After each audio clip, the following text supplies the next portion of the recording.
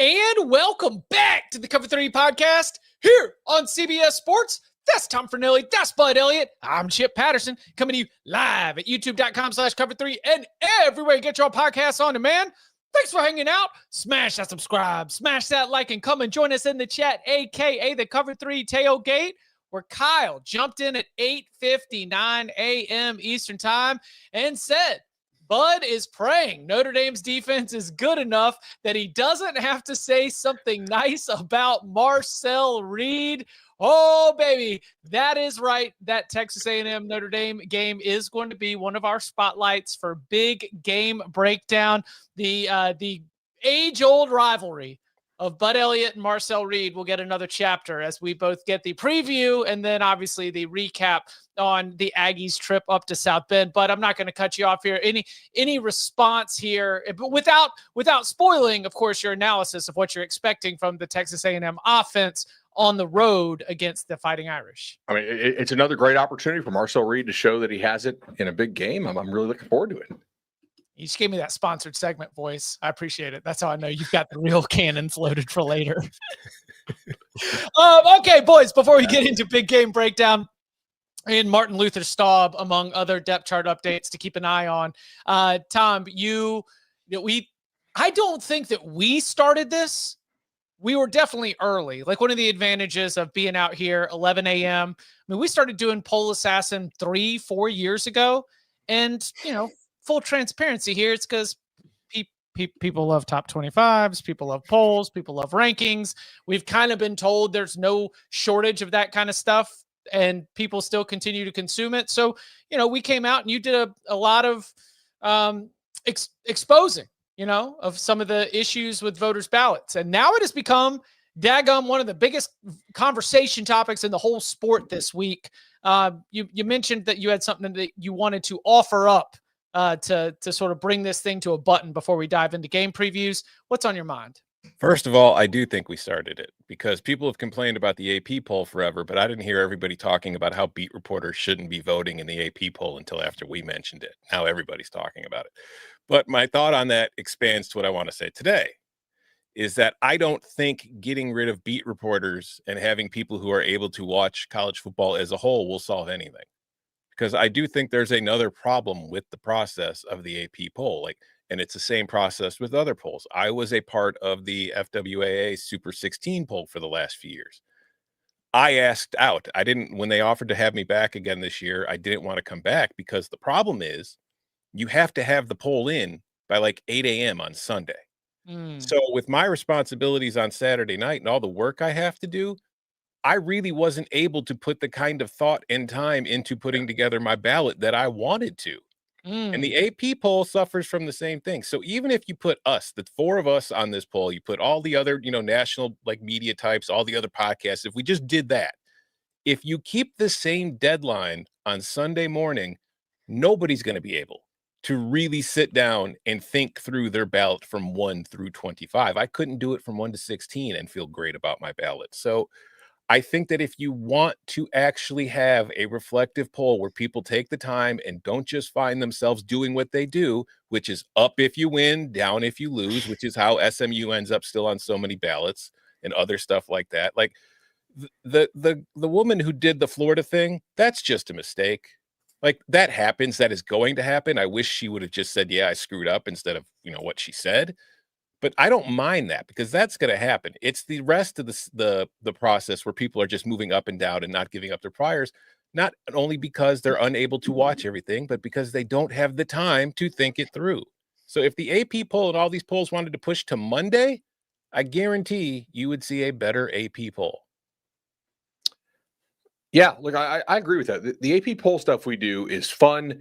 It's a thought exercise to make people think. I don't think people should take the AP poll seriously. A lot of people really care about the AP poll. I mean, I every week I get texts from my buddies and my friends. Hey, did you see we moved up to here or this or that? I'm like, I didn't. I usually take a look at it a couple minutes before the show starts, and then we rip it apart. But it's great as a thought exercise to say, wait a second, why is South Carolina over Vanderbilt when Vandy smoked Vatek away and Carolina beat them on a pretty friendly neutral and needed a kick return to really pull away there.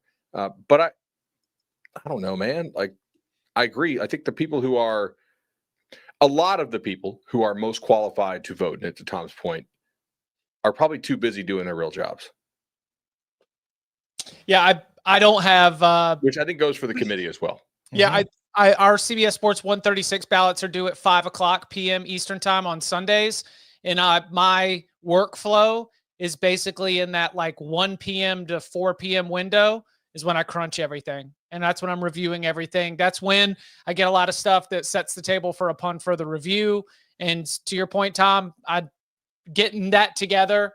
I mean, when I'm putting together my prediction of what the voters are going to do on Saturday night, that is not the same part of my brain as if I was when I actually have to sit down and fill out my opinion of how these teams should stack up against each other. But I would listen.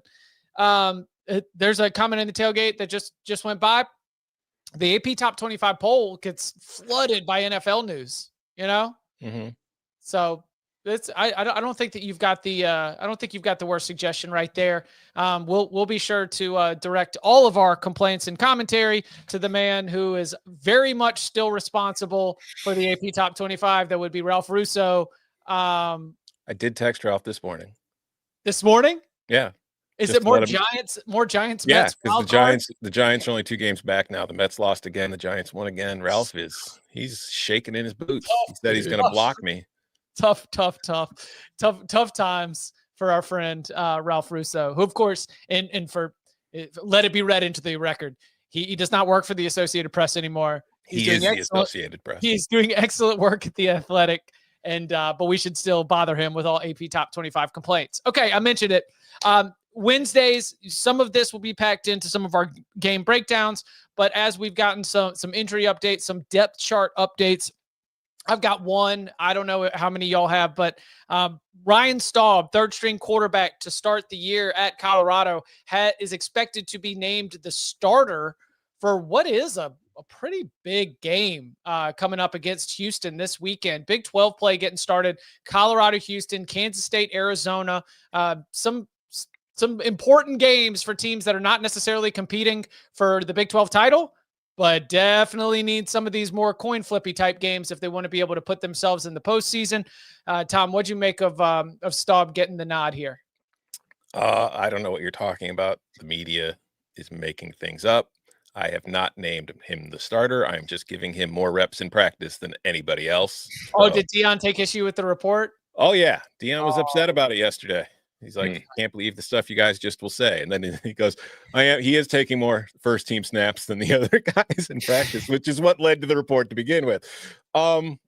It is, we'll see. I mean, I think it's clear, like you went through the entire offseason not naming a starter, even though you brought in Salter. We all assumed it was Salter and Juju Lewis, but maybe Staub, who has more experience in this offense because he didn't just join the team over the offseason, was looking much better in practice.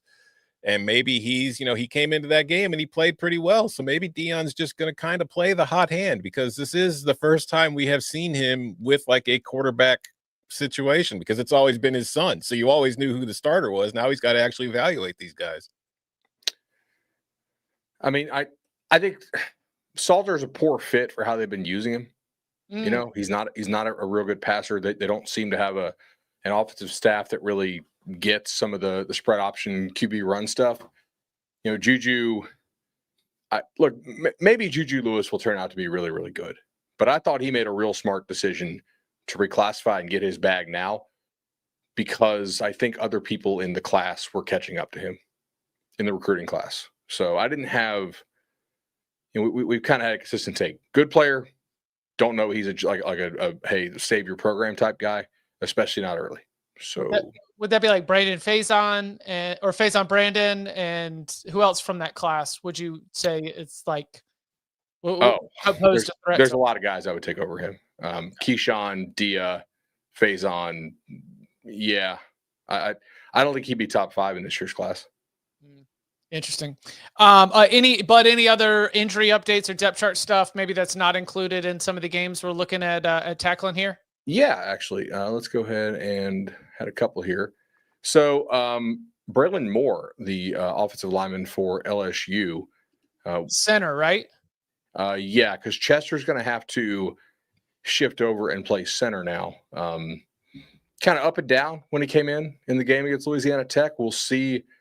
We'll see how that works. I think offensive line remains a concern for LSU for sure. So other guys here, Dante Corleone is going to miss a few weeks. Hopefully to be back for the Kansas game. Yeah, that's tough. Who else here? Oh, did we talk about McCray, edge rusher at Florida? If we're going to talk about Florida-LSU, that's another one. He was banged up like preseason too. Like Florida's pass rush was not good against USF. So right. I mean, like that's worth noting. But like I don't know, it's a loss. It's like more of like a loss of what could be because he hasn't actually been playing in the games and impacting them. You know. Yeah. Trying to think who else here. Those guys aren't any good. I think that's pretty much it right now. We'll talk about the Tennessee. Both corners are out, I guess. Yeah. I got a little Haynes King update, non-update. So Yeah. Have you seen these Brent Key press conferences? No. I'm guessing King's going to play, but it's a guess. Yeah. We've put him on the Jay Kaner All-Star list. And if we do that, we're expecting you to pick your bones up off the ground, put them back into your skin suit, and go out there and play more football. So with the Clemson game being on deck, that is my expectation. All right, coming up on the other side, we begin big game breakdown with a look at Texas A&M's trip up to South Bend, Georgia, to Knoxville, and Florida. What you got getting up off the mat and more next. Name's Conrad Harrigan. Family man. And if you cross my family, well, you'd better pray. Mobland, new series streaming March 30th on Paramount Plus. Back here on the Cover 3 podcast, and on Wednesdays, well, we save our picks for our lock show on Thursdays. So Wednesdays is a chance for us to go inside the matchup. We're telling you the X factors, where these games will be decided. It's an in-depth breakdown. It's the original big game breakdown.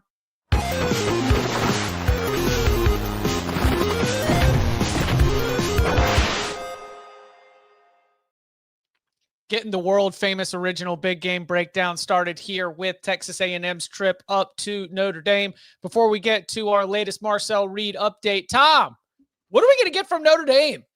Listen, the college football season at this point, because we're just throwing ourselves into it and overreacting to every little bit. When a team takes week 2 off, I come back and I'm like, man, where have the Fighting Irish been? They are 0-1.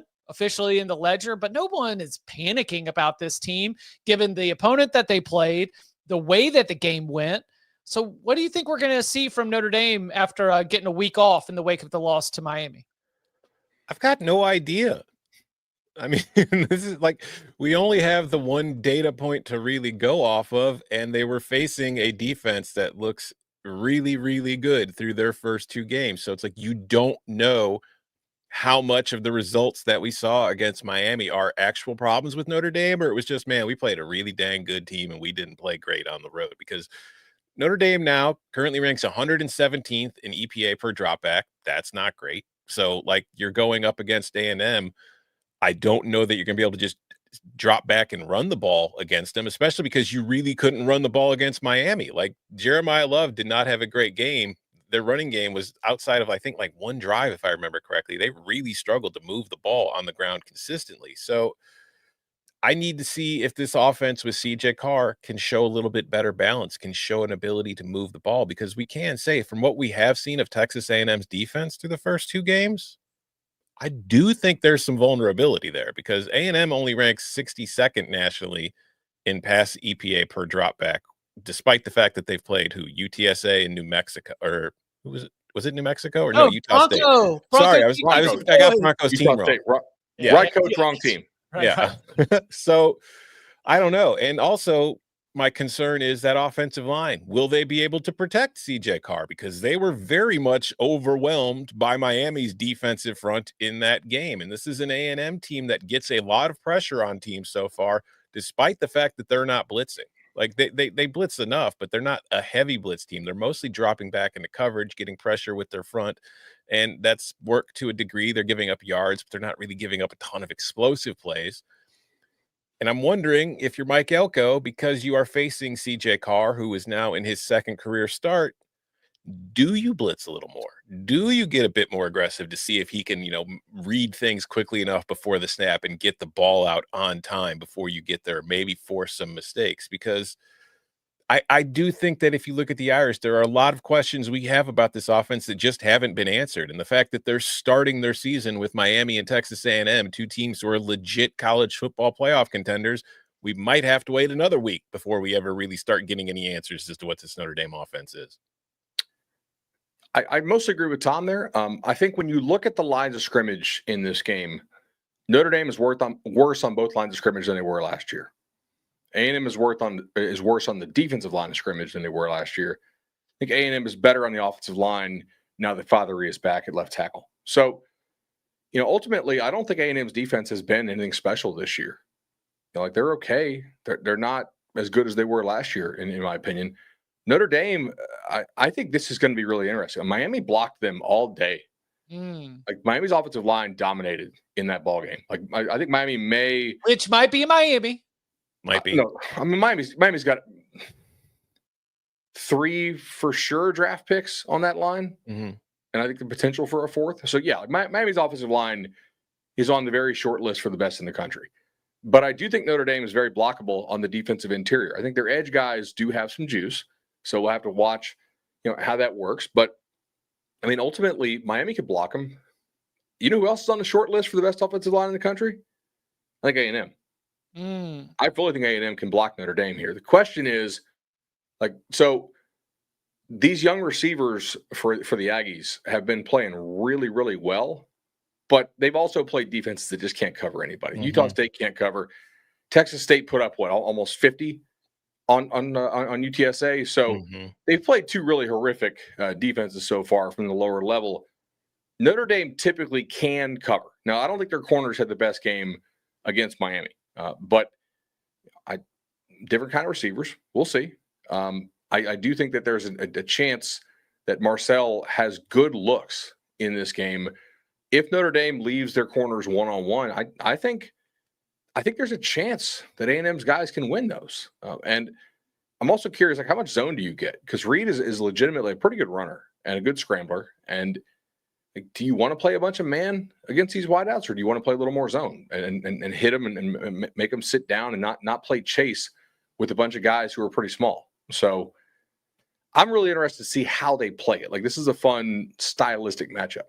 Yeah, and to the A&M offense, I don't know that we know who they are yet, or at least I don't believe that what we've seen is who A&M wants to be, as much as they've just kind of been that way, maybe because they're saving some stuff, because this is a team that you would think with their personnel and offense, they would lean more into the run game. But through 2 games, they've been more pass heavy. They ranked 91st in rushing rate nationally at 47.8%, although they've been better running the ball as far as EPA is concerned, where they rank 30th and they're 50th in passing EPA. So is their actual philosophy to have Marcel Reed dropping back to pass that often? Or is this just been hey, we're facing 2 teams with terrible secondaries, so we're just going to be able to pick it apart with our guys? Because Notre Dame, they were 50-50 zone man against Miami, which is much more balanced than they typically were last year, especially when man heavy. But they were torn apart when they were in man against Miami. So do we see them go more zone? And Bud, you mentioned it, their pass rush against Miami, they rank 133rd in pressure rate after only 1 game, obviously, but there was just no pressure. And Chip, you want to say something. So what do you want to say? Well, I've got a proposal. I've got something that I'd like to pitch to you, that maybe Texas A&M in these first 2 games has been wanting to build that chemistry, because Mario Craver was at Mississippi State last year. Short little boy who can scoot, not that big. Casey Concepcion, big time weapon, right? So they've been moving him all around too. It is not a straight line, big bodied receiver. It is versatile weapons. And I wonder if, because of course Casey was at NC State, and just because they're new, I think that there might have been, instead of leaning heavy on Le'Veon Moss and Reuben Owens in the run game. I wonder if some of the goals for this offense was to make sure that we really start to build chemistry, find out what works, because the other piece of having weapons and versatile pieces, sometimes you don't have that like bread and butter. You don't know it's like, wow, these guys are really talented. What is the play? Like, what are the routes? What are the concepts that work the best for these players and our quarterback? That's a theory, just something to propose, at least to explain why Texas A&M has been sort of playing the way that they have. If you're the Irish, do you just turn around and hand the ball off? Yes, that's what I think. Like, so. Even if the look doesn't dictate that it's a great run look, you're like, hey, man, like you are so much better than anyone else on our offense. We trust you to run and be good against somewhat, like obviously not terrible looks, but against unfavorable looks. I think I'd rather have Jeremiah Love against an unfavorable look than this Irish passing game against good looks. Also, I think Carr is going to have a lot more time in this game. Miami's D-line is good. We heard about this at the symposium. They were way better than I thought. Like, they kicked Notre Dame's ass up front on both sides. And like, I know Notre Dame's not as good this year up front, and Miami's pretty damn good. I don't think you've seen anything from the Aggies so far that says that they can do that to the Irish. So I do think Carr is going to have a lot more time to operate. I do. That's why I kind of think that A&M might blitz more than we've seen, just because they haven't felt the need to have to blitz against UTSA and Utah State, whereas maybe to generate pressure on Notre Dame, they're going to have to do it. But going back to Notre Dame's defense, I do wonder if you'll see more of the zone this week because of the matchup. Like, Marcel Reed has not really been used as a runner much so far in these first two games. If you're playing a lot of man and you're not getting pressure and you're covering guys, that's going to give Marcel Reed a lot of room to operate and just kind of take off for yards and keep drives going, which will be a pain in the ass, which will wear on your defense. So at least if you're in zone, you could possibly take some of that away. And on the flip side, if you look at A&M's offensive performance on a whole so far, it is very explosive. It is not what I would call down-to-down exceptional. Like, they have gone 3 and out on a third of their possessions. Like, they aren't playing great down-to-down football. They've only reached the red zone 22.2% of the time on the red zone on their possessions, which ranks 105th. And for fun, they've scored 11 touchdowns. You know what the average distance of the 11 touchdowns is? Was 21 like yards. Oh, 21. Yeah. 21 yards. So it's like they're scoring on big plays. And it's like, if you're Notre Dame and you drop back into zone more and you kind of hem Marcel Reed in and you take away the big plays, can this Aggies offense do against you what it really hasn't shown an ability to do against UTSA and Utah State yet? Notre Dame's got athletic linebackers too. I mean, I would not have them turning their backs to Marcel Reed as opposed to trying to take away his ability to scramble and make you pay on those extend the drive type downs. I would agree. It's special teal season in Indiana right now for duck hunting, and good play callers find the duck. Right? We saw Bill O'Brien do this. They were hunting number 5 all day in coverage for Michigan State. Miami figured out that Notre Dame's nickel can't cover anything, and they went at that guy. Whoever, I don't know his name. They went at him repeatedly. I am curious because I do think. I'm interested in how A&M decides to formation these guys. Because like Mario Craver's 5'9", 165. Yeah. Like, if you're playing man, I want Craver on that Notre Dame slot all day. I think he will eat him alive, just like Malachi Toney did. So I think that probably indicates a little more zone. Man, fun game. Yeah. Really, really fun game. Narrative bowl. Let's go Vibes. That's enough tape talk for everybody. Vibes here. What happens for Notre Dame if they're 0-2? Are they out of the college football playoff? Yes. No. I think the rest of their schedule's falling apart other than USC. But if Notre Dame goes 10-2, do you really think they're going to get left out of the college football playoff? I do. For who? A 4th SEC team, a 4th Big Ten team, or a 2nd ACC team if it's Florida State, Miami. Or you got to acknowledge the bottom of the Big 12 really sucks. There's a real chance you could get like 12-0 against 11-1 Big 12. And obviously, if the 11-1 beats 12-0, they're not going to leave out a 12-1 Big 12 team. But I think this is an elimination game. Look who else is on this schedule. But you're saying like you think USC is really good. You said on the show yesterday you think they're the 4th best team in the Big Ten. So Notre Dame beats them. They beat Boise State, who looks like a team that's going to finish 10-2 if they lose to Notre Dame. I don't think Boise State is going to be a good win on a resume because of the fact that USC dumped or But USF they'll be ranked by the college football playoff. So you're going to have those two ranked wins if they're as good as USC thinks it is, and Boise State likely finishes 10-2. You think at 10-2 Boise's ranked? They're going to be 10-2. I don't think the committee is under any pressure to rank a team from the G5 unless it does so to justify its placement of another G5 team. You know what I'm saying? They might be the best G5 team. I know they lost to USF, but it's not like USF is going to finish 11-1 guaranteed. They could lose to Miami this week, and they could lose another couple games. Yeah, but I don't think that they're going to let them climb out of getting smacked by USF with how bad the Mountain West has been. But if they're 10-2 and they've won the Mountain West, are we guaranteed that the American Conference champion is going to be ranked higher than them? Yes. Really? Yes. Okay. As long as the American Conference champion is 3 losses or less. Now, if it's like some weird wonky, like 8-4 versus 10-2, but I would take American Conference champ -1 loss column over Mountain West champ for the playoff. If Notre Dame, because you get Memphis and you get Tulane as well in that league. Mm-hmm. If Notre Dame starts 0-2, it is. I think Joe said in the tailgate earlier, they don't control it anymore. No, this just at that point, I do not think that you are a lock that is out. I'm not ready to go that far because we could have a chaos season if the great flattening in college football continues. Yeah, we might have the kind of chaos season where 10-2 is one of the best records in the country.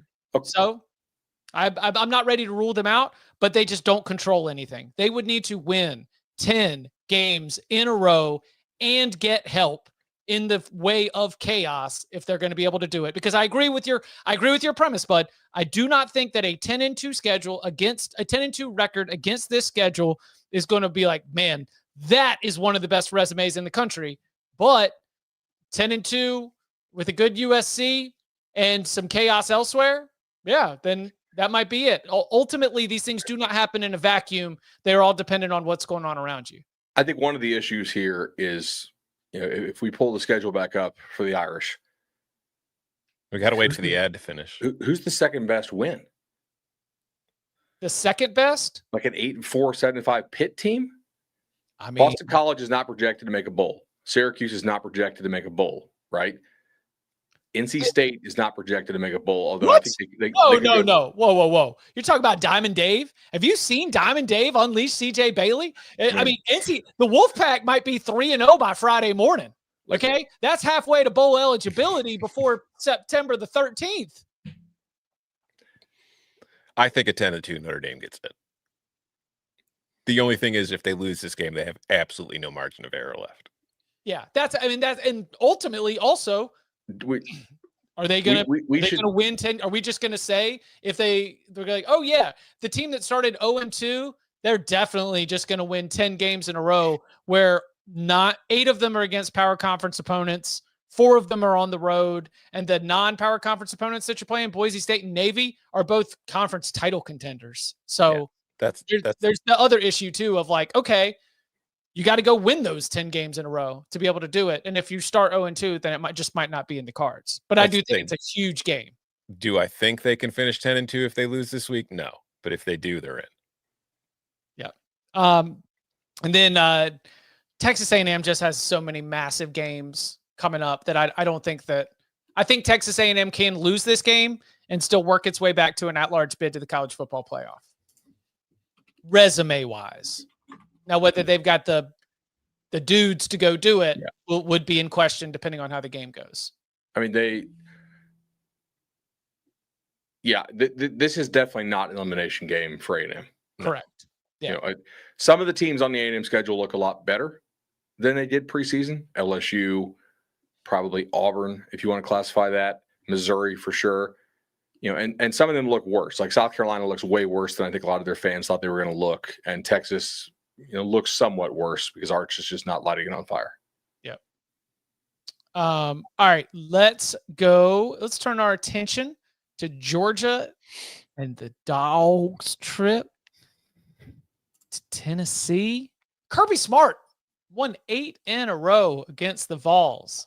Some of them haven't even been that close.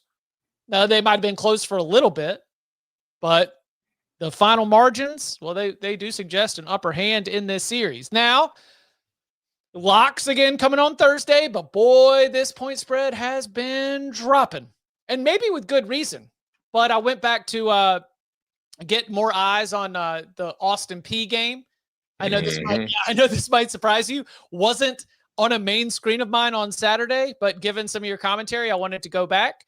And it's the passing is kind of like the cha-cha slide to the left, slide to the right. Not a lot of vertical, not a lot of downfield. Little crisscross. Yeah, maybe a little crisscross, but not beyond 10 yards. I hear you. I see you in terms of maybe having some alarm bells going off. Now, again, maybe because you're playing against Marshall, because you're playing against Austin P, because you do have a few players that are getting a little nicked on that offensive line. I know some bodies have been moving in and out, and we're continuing to monitor the status of some players going into this game. But at the same time, as you mentioned, there's some corners that for Tennessee that are expected to miss this game as well.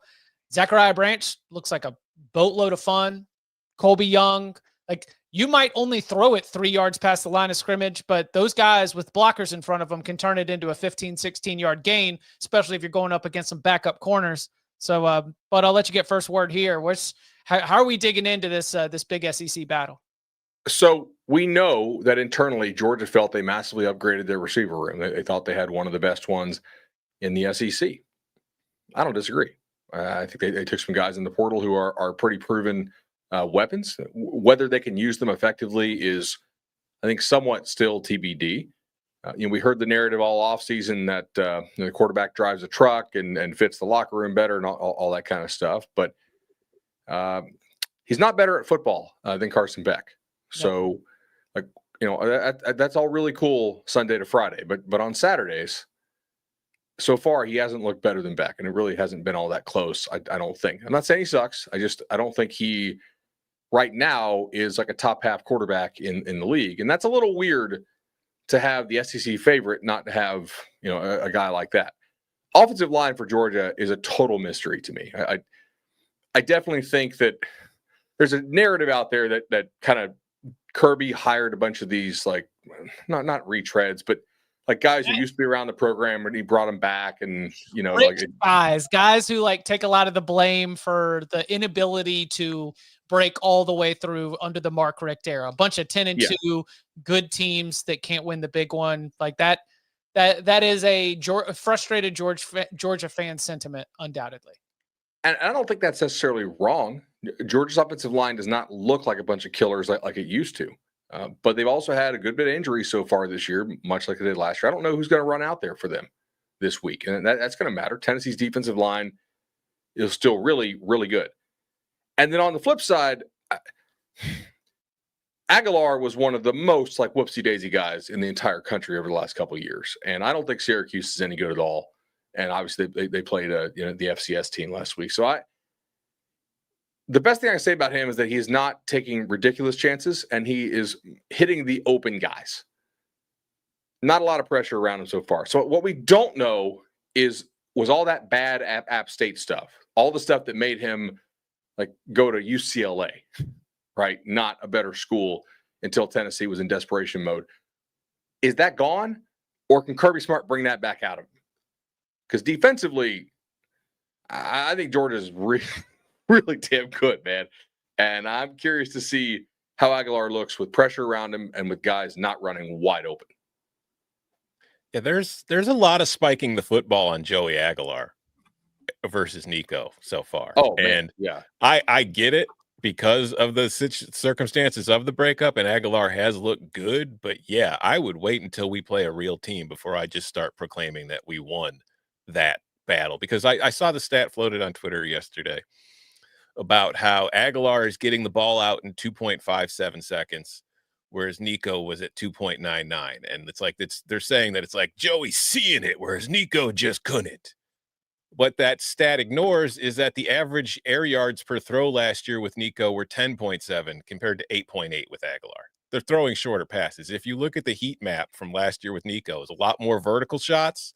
You look at it with Aguilar, there's a lot more side to side with some vertical shots mixed in. So it's the way that they're playing. It's not just Aguilar's just a much better player.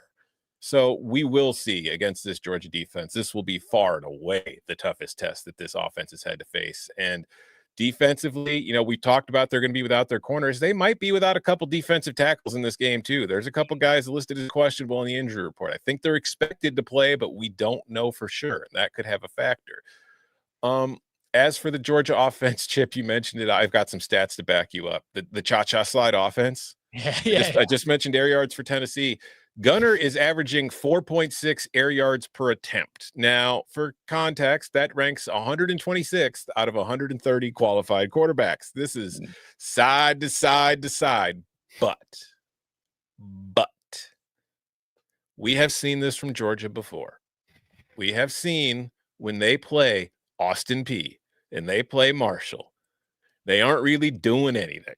They're just like, we're here. We're contractually obligated to play this game. We have to play a minimum of 12 games. We can only play 8 conference games. So we're going to do this. We're going to get on with the rest of our lives when it's done. Will the game plan change? I'm not predicting it because, like you guys, I have some questions about Gunnar Stockton and his ability. But I also think that what Stockton brings that Carson Beck did not is a mobility. Whereas when Georgia ran RPO with Carson Beck wasn't keeping that ball or going anywhere. Gunnar might. Gunnar has shown already through 2 games he will keep it, he will take off, and he will run. He's not the most explosive runner, but he can get you 5-6 yards. He's a hard runner. That boy runs hard. He can keep you on schedule. He can get your success rate going, put you in 2nd and 4, put you in 3rd and 3. So I think we'll probably see a lot of that, but I also think we're going to see Georgia lean more on the run game, especially if those defensive tackles are out or they appear to be less than 100% and Georgia's offensive line is able to wear on them, because you're not going to want to put too much onus on Gunnar on the road in this spot just because the corners are hurt. So we'll see. And then I also think, like you said, Bud, I think Georgia's defense is still very good. I know they haven't played anybody, but just watching them, it's like, all right, yeah, they're going at seemingly 60% and they are completely smothering everybody that's on the field with them right now. So we'll see. This is going to be a very important game, I think, for both these teams. It's a conference game. It's 2 playoff contenders. So we're going to find out a whole hell of a lot about both of these teams on Saturday. I think Georgia's ability to play man is something that nobody that Tennessee has played so far can show. Especially like their backers can really run. They close space. They cause problems. One thing to watch here is that Tennessee seems to be running a different offense this year, a little bit. Last year, they started incorporating more tight ends. You first saw it against NC State. They did it a little bit more throughout the season. This year, they are more varied in terms of their receiver splits. It used to be just the spitting on the sidelines type stuff, as they would teach it, to really maximize your width. And they still do that some. But they have taken and they're showing a lot more different stuff. Maybe that's to make Georgia, prep a little bit more, but they seem to have changed things up here, and I'm curious to see, like, does Georgia's dominance over this offense under Josh Heupel, because they have whipped them like every year they've played. Does that continue if Tennessee isn't running basically the same offense? Like your input here, because you just said something about their linebackers, and this is a thought I feel like I've been kind of ruminating on. Is this Georgia's best linebacking unit since like 21 when they had Dean, Walker, and Tyndall? Yes. Yeah, I agree. Yeah, because they just look so much faster than they have the last. I mean, it's only been 4 years, but but the last few years they just haven't looked at that position the same as they had in previous seasons, and I just feel like they're getting back to that. Like CJ Allen's a freak. Obviously, they have Raylan, who's really good. They have a bunch of guys in this defense who can really run. You're playing on the road. The last thing you want to do is give the home team a chance. You want Nate Frazier to hold on to that daggum football. Oh my God. Yeah. That's I'm not trying to speak anything. I'm not trying to speak anything negative into existence for our dogs out there, but yeah, that was a little bit of a thing last year, right? And then carried it. He was the most talented back. Clearly, he just couldn't keep the ball in his hands. Yeah. So that it's a deep running back room. They do run like 3, 4, 5 deep, but Nate should be running first. And I feel like he gets pulled and has to spend some time on the sidelines because he can't hold on to that football. That was something else that happened in that I think it was the first possession, like very, very first possession of Austin Peay game. So yeah, they had 2 lost fumbles against the Governors. 2 lost fumbles going to be no bueno if you're doing it against Tennessee in a big game like this. Anything else before we hit a break and keep it rolling with our attention elsewhere? Very big test for the Tennessee offensive line. Yes. They're not everything, but if you just go, they can provide. If you go look at the PFF grades of Tennessee's offense, you got to go down the list quite a bit before you find an offensive lineman. Yeah. So something to keep an eye on for sure. Coming up on the other side, you want to talk about narratives. How about Billy's last stand in Baton Rouge? We'll get into all that and more next. The crowd loves champions. Gladiator 2 is an epic spectacle. To amuse you is my only wish. The glory is yours, not mine. Very good. Gladiator 2, rated R, now streaming on Paramount+. Back here on the Cover 3 podcast, turning our attention to Death Valley Tiger Stadium. LSU welcoming in a rival in the Florida Gators. Put succinctly, I thought that LSU probably has some questions to answer in terms of being truly one of the best teams in the country. Florida's talented enough that they could answer those questions with their performance.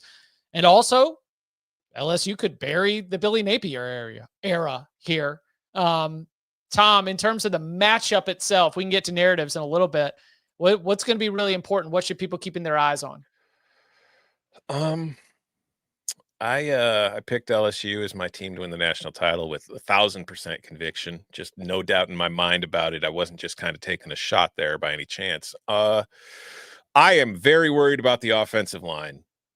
Like, it was one thing against Clemson. Went and watched the Tech tape. They weren't as bad as they were against Clemson, but there's still iron, works to be kinked out. And you look at the offense as a whole, like, they had the 1.55 points per drive versus Clemson. It went all the way up to 2.09 versus Louisiana Tech. They are 101st overall in points per drive so far this season. They are 107th in negative play rate. They are losing yards on so many snaps, and it wasn't just the Clemson game. They're 97th in turnover rate. They're 96th in explosive rate. You haven't really seen a whole hell of a lot from this offense through 2 games. And I was really hoping that against Louisiana Tech, now granted, some of it was probably the play calling, just being conservative, but still the execution was not great to me. Will that show up in another big game for them than what they faced last week? I don't know, but the one thing that I do feel like is going in their favor for this offensive line is Florida, despite playing 1 game against the Sharks of Long Island University, ranks 111th nationally in pressure rate on defense. They are not getting after quarterbacks. So if this is like a movable object versus a statue right now, based on how we've seen them play, can the statue of Florida's defensive line move the movable object of LSU's offensive line? We'll find out. That is going to be a key to me in this matchup. I'm going to pick right up where Tom left off there. If you sort by the guys who have played 100 snaps for LSU's offense, there's one guy in green, 75. That'd be Garrett Nussmeier, who, Your offensive lineman, 61, 47, 66. There we go. 56, 58. And then the tight end, Bauer Sharp, 41. So they are undefeated. They are the SEC co-favorite, despite largely getting their ass kicked up front. Yeah. And we will see if that can continue, to Tom's point. Just put a little more math behind that. I was a little bit concerned about Florida's pass rush coming into the year. Chip, as you said, like they kind of needed – there are some guys in this team who needed to take a big step up if they were going to pay off in a big way. Banks hasn't played yet, right? Yes, exactly. So I think there's some chance Banks plays this week. We know, obviously, LSU, the guy with Braylon is out. for this game. Chester, I went and watched the backup snaps there. Chester did. Whoever that defensive tackle is, he walked him back a couple times, like pretty good. So, if Banks is in and Banks is healthy, he could cause some real problems. I've never been like a Sapp as a first round type guy. At least in my state, I think that Bain for Miami is way better of a pass rusher than Sapp is. But I think Banks is pretty damn good, dude. And there's some chance that he could really impact this game. Florida's got some decent speed on the back end. And I'm curious to see. The chat saying Braylon Moore is listed as probable. I read that he had tightrope surgery. Is that not correct? I don't know. Let's see here. Is he a Walensky? Because if he's not, then it's always tough to come back from tightrope. Yeah, I mean, we'll check that. That's what I had read. Apologies if he's in. That's obviously quite the help there. I do think that LSU is going to struggle to block Florida. At least in the run game, they're probably going to have to throw it a whole lot. Last year, Florida got after him. They were able to confuse Nussmeier. LSU offensive line was pretty banged up in that one. On the other side, man, it's pretty clear Florida whiffed on Sturdivant, the receiver that they took out of the portal. Like he's never been like good. He's just always been theoretical. Like there's some chance he's good, and this is the final stop now as a redshirt senior. He's not a good player. Yeah. But they had success in prior years of taking guys like that and actually making them into good players. So I think there was some reason to believe they could do so again. They need like a receiver who's not a gadget guy. Like you don't like Eugene Wilson's 4.7 yards per catch? Yeah, Eugene's like a slot bubble screen gadget dude. Like when the ball's in his hands, it's great, but how do you get it to him? Vernell Brown's a freshman. Lagway threw an absolute dime to him there in the fourth quarter, which puts that game away if he doesn't drop it. Credit USF for forcing a difficult throw. He made the difficult throw. The freshman just dropped it. I think he's a hell of a player, but true freshman in Death Valley. I don't know, man. Can they get open at all? Yeah, because LSU's defense, we came out of week one being like, oh my God, did you see what Blake Baker has done with this defense? Then like one more data point on Clemson, and you're kind of like, okay, let's take this same group on and let's see them face some other tests in some different situations as well. I'm not bagging on him because LSU's defense was an absolute sieve there for a little bit. It's year two. This year. It's not this year. They've hit on portal additions. They seem to be really locked in, playing good assignment football. But I do think that it's maybe the week one performance was also some Clemson as well. It's also like if LSU is challenging Florida to make the big time throws, that's going to be interesting because Lagway actually has the arm to do that, whereas Cade does not. Right. So, like, if they want to play high variance, high risk stuff with and then Baker has amazing blitz packages, obviously. We'll see. Like the downside of that variance could catch you as well. Yep. Anything else here? But again, our picks. If we've got any locks on this, Florida O-line is way better than Clemson's O-line. Mm-hmm. Mm-hmm. That's good. They're going to need to play their ass off in this game if Florida can come out of there with a win, which I do think is possible. Yeah, that's going to be an interesting matchup because like the script is flipped on LSU. The offense is a question. The defense appears to be pretty dang good because they're 19th in pressure rate despite only being 97th in blitz rate. So if LSU can get pressure against a much better offensive line than what they faced so far this season without blitzing, that could be huge. But if they have to blitz more, because you just mentioned, Bud, that can open Lagway up to hitting some big shots against them. Still got a little bit of time left here to be able to tackle some of these other games on the radar.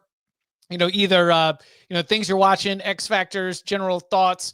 Let's begin with USF at Miami. I'll save predictions for Thursday. But we gonna call midnight on Cinderella? I don't want to rain on the parade. But what USF has done through two games just isn't sustainable. And I'm not just talking about against the opponents that they've played. Like, no, of course they're not going to win every week against a ranked team. It's just offensively, this team is reliant on big plays. It's like they are not a down-to-down team. And I mentioned earlier in the show when we were doing the A&M Notre Dame big game breakdown, The average touchdown USF has scored this season has been 31.4 yards. All right.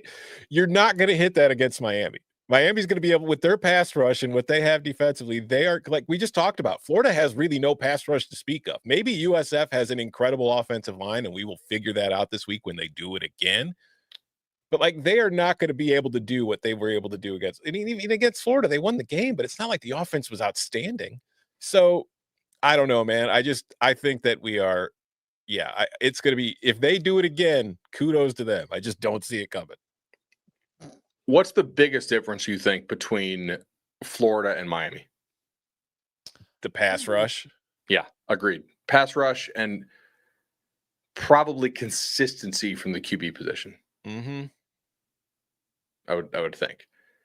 Miami did not have to blitz a lot in that game against the Irish. They got home with 4. I think that's what they will do in this game. I think they'll make USF try to drive and be consistent, which is not necessarily the strength of the Bulls. I think the Bulls are like super well constructed. The pieces fit together. Like really, it makes sense what they're doing. I think that like having Todd Orlando there on defense, who is not afraid to bring the pressure, makes a lot of sense for an offense that wants to go tempo and get the ball back. But I do think Miami can block them. And I think Miami can get home with 4 and play some coverage here. So also, we had a listener send us this, and I want to credit the guy, but we'll do kind of a larger discussion of this on the Monday show. Brown is like one of the very top guys in the nation in terms of like number of actual hits he's taking. You got to kind of be smart about this, man. Like I just, in my opinion, if they win the American, they're a lock. Maybe not everybody agrees, but I think you'd have a hard time saying they're not like a 90% chance to make it if they win the American, given what they've already done. You got to have Byron Brown, or you got to have Byron Brown to do this. So, how much do you really want to run him in this? Missed the last 8 games of last year with the leg injury. Taking a lot of hits already. What did I say last week? What did I say? Maybe you just take this one, sit it out. Load management special if you're the Bulls. I know they won't, but I don't think it's a terrible idea. Yeah, there's no way, just given the mentality that Golesh preaches, that they're going to start that way. But if I'm Alex and I see that we can't block them and they're getting home with 4, and he's getting crushed, we're calling some more handoffs, dude. We're not less RPO stuff, a little more. Yeah. Hey, you know what? Let's do go some down in the third. Bud, let's do some check with me's. You know, check let's with me's, sure, slow get it to the down line fast, and let's the check. Oh, it's a handoff again. What a surprise! Yeah, let's do a lot of check with me's. No, Mario looks over, gives him the knowing nod. Yeah, okay. I understand it. Is this game Mario proof? No. It's in that rage. It's in the Mac Brown Memorial. Well, he's not. He's living, but like it's in that Mac Brown range. So, yeah. No, it is not. I can separate. You know, we can compartmentalize. We can look at this game and break down all the analytics, but also say truthfully, no, this game is not Mario proof. Number 2. Oh, Tom, did you just start this? Yeah. Yeah. Byron Brown is the Cam Newton of Tommy Castellanos's. Oh, that's very good stuff. Also, I saw Corey, our friend in the tailgate, who's I saw him mention that one of the best things to happen for Miami is that USF is ranked. It would be the unranked USF that would be far more dangerous. So that's also fair. Yeah, if you're going to be in that like Georgia Tech, Pitt, they say AP rankings don't matter. Yeah, exactly. All right, Clemson at Georgia Tech. Clemson. What do we get from the Tigers? Can you run the damn ball? Like, you've been awful at it through 2 games. I was willing to give you some benefit of the doubt against LSU, but then you couldn't run the ball last week against Troy, and now you're facing a Georgia Tech defense that's been okay against the run, but it hasn't been great. So it's like, if you can't figure that out, what the hell can we realistically expect Clemson to accomplish this year? Look, Georgia Tech come out and play hard. Brent Key has them playing physical football. I am a little concerned about their defense, man. Like, that Colorado offense is awful, and they did give up. Yeah, like on the opening drive, and then sometimes in the second half, when it mattered, they did. I'm a little concerned about that. I think Clemson can score on them if the offensive line kind of gets it together. Like they've made a lot of mental errors. It hasn't all just been getting your butts whipped. So we'll have to see if they can actually kind of play as one. Haynes King healthy here? We talked about it to start the show. Looks good, feels good. We'll not a good passer. So like I do need him to be close to 100% and run the ball like 15 plus times. Did you see what Aaron Philo did? I think Aaron Philo is good. 373 yards. I would rather have Aaron Philo than like a 70% Haynes King. Well, yeah, Brent Key has been extremely, I would say, muted, not lack of words, but for somebody who I know can emote at a high level. His press conference this week was very toned down. Hey, coach, any update on Haynes? He's like, looks good, feels good. We'll make a determination on Saturday. And, like, what do you see against Clemson? It's a very good team. We're going to have to play good to beat them. And, like, it is, he is either laser focused, sick, or something else is going on. I mean, like, it is, it's an odd vibe right now, at least around media availability. Jeff in the chat asks, imagine if Haynes King was the Clemson quarterback. Jeff, Haynes King is the Clemson quarterback. For the top 5 defensive backs for Georgia Tech, PFF grade of sub 65. Not great. Against not good passing offenses so far, by the way. This could be a get-right game for Cade Klubnik.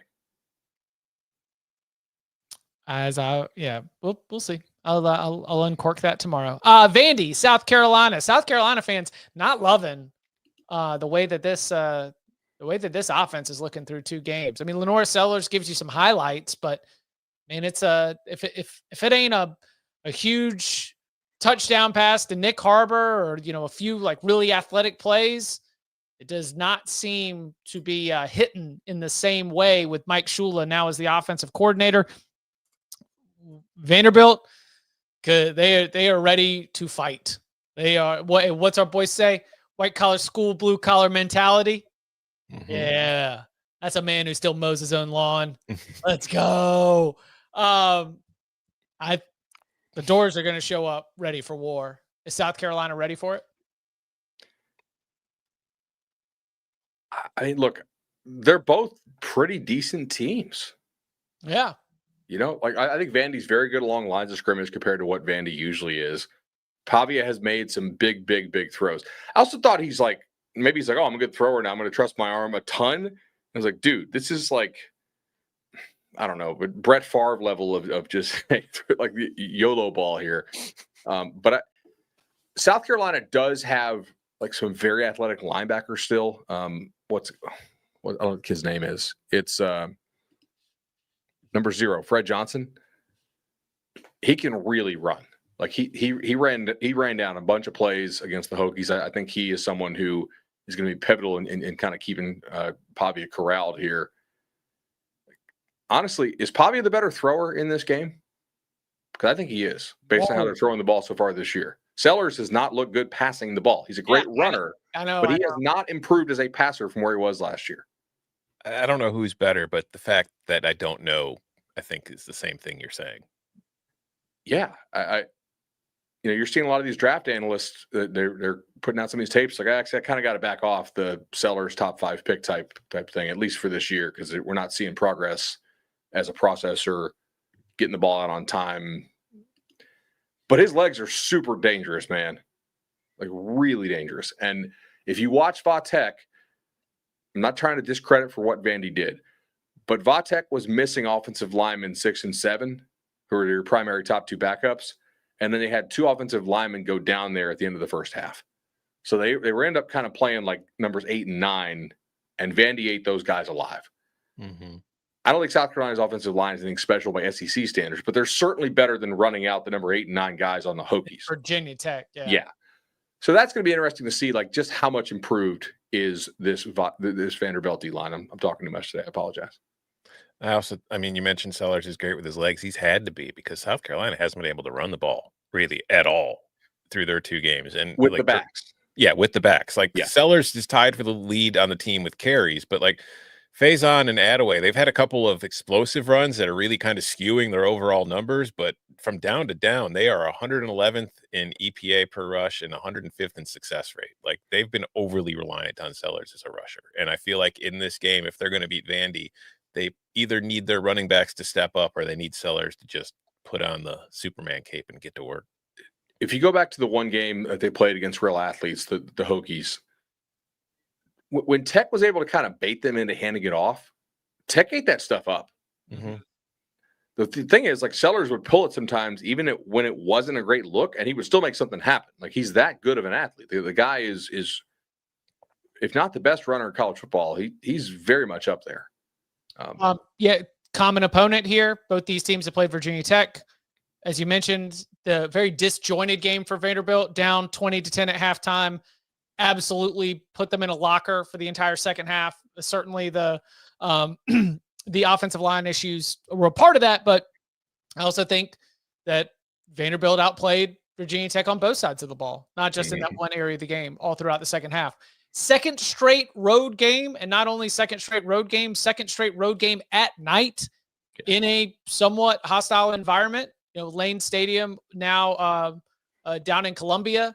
So it's a little insulted that you called it somewhat hostile environment.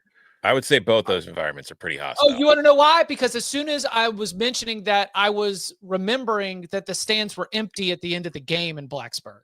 Ah, okay. Well, the second half runaway had made it such that they will not be at Williams-Brice, son. I think Kilgore and Collier are out, by the way.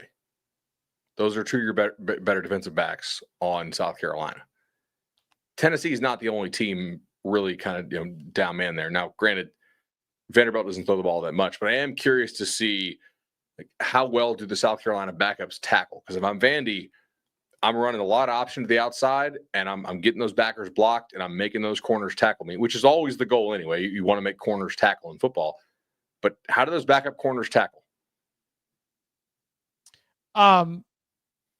Arkansas at Ole Miss.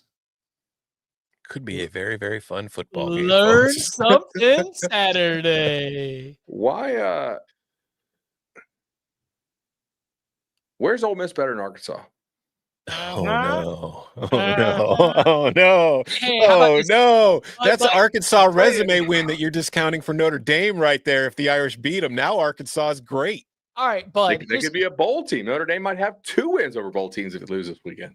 I think maybe 3. I think Ole Miss is better at wide receiver if Taylon Green was the quarterback. All right. Said it earlier with Joey Aguilar. Taylon Green has been phenomenal through 2 games, outside of 2 interceptions. Yeah. It's been Arkansas State and who? I can't even remember their first game. Let's maybe pump the brakes a little bit on Taylon. I think he is exceptional when he makes plays. I think he's also got a lot of whoopsie-daisy to him. And we'll see if the Ole Miss defense could bring out some whoopsie-daisy. I'm not convinced Ole Miss defense can because, like, their numbers are good, but they also played Kentucky. So I'm not really going to give them that much credit. My answer was going to be defense. I think Ole Miss's defense is I don't think Arkansas's defense is worth a damn. But I think they could score on Ole Miss.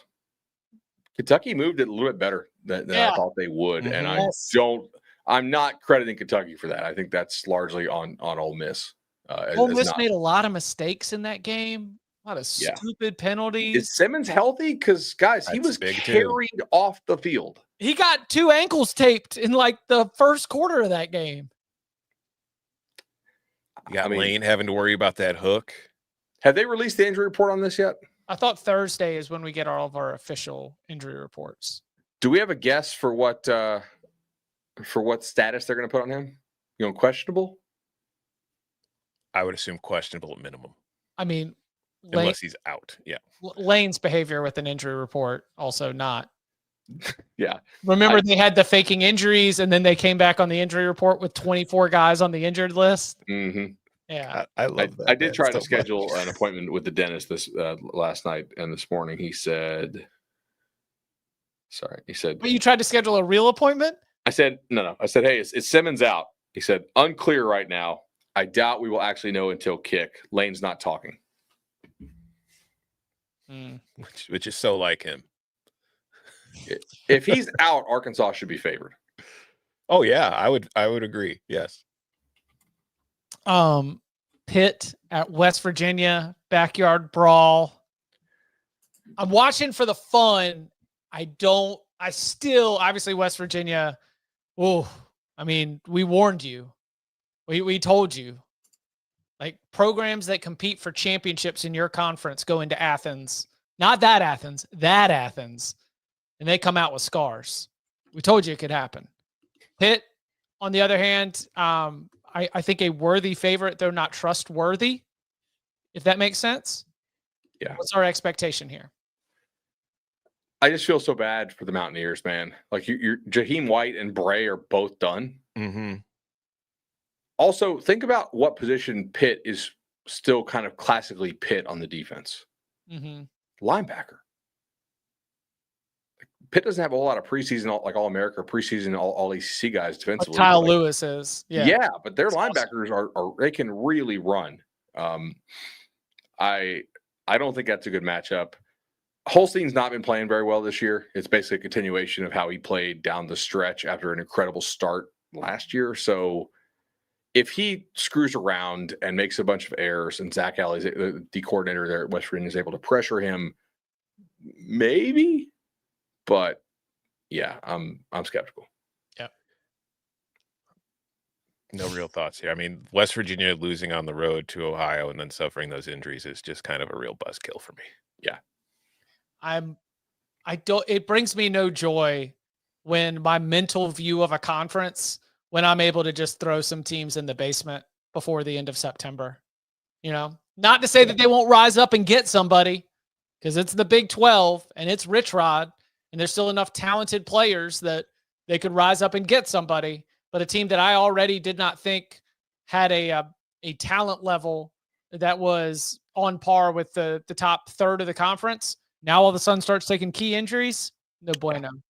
Tough year one for Rich Rod back in Morgantown. But who knows? Maybe we will be lighting some couches on fire on Saturday. I am excited for Kansas State, Arizona.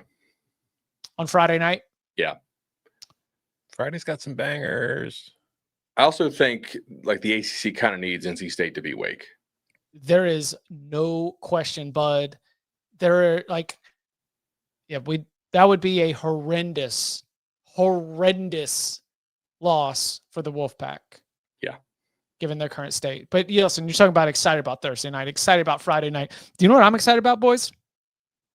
I'm excited that Saturday, it's once again big time at 3:30 Eastern when one of the most potent offenses in college football takes the field. USC going on the road against Purdue will get you set for kickoff beginning at 2:30 with State Farm College Football Today. The Big Ten is on CBS and Paramount Plus.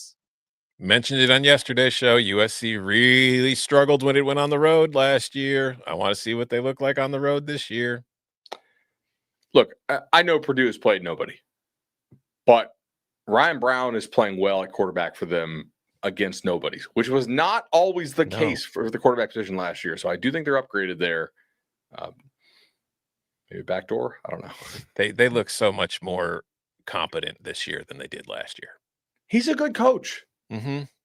Also, Jaden Maeva, Barry Odom breakup revenge game. Oh, I think about that. Yeah. Uh-huh. Oh, wow. Deep in the bag.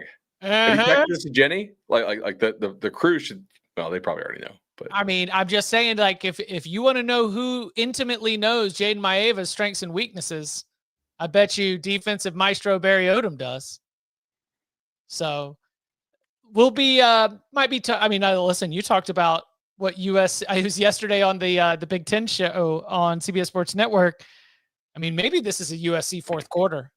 Maybe that's the only thing you can trust. Maybe you can't trust the back door because of the way the Trojans run it up. We'll see. Second revenge game here this week, by the way. What's our other one? The first one takes place in New Orleans. Darian Mensah against John Summerall. Yeah. Mm-hmm. We'll get to see if this Duke team really was the better team, right, Tom? It's a pick 'em right now. I'm just what did it open? 2.5, I think. It opened Tulane like 4 somehow, which is wild. But yeah. I mean, Tulane was in a dogfight with South Al.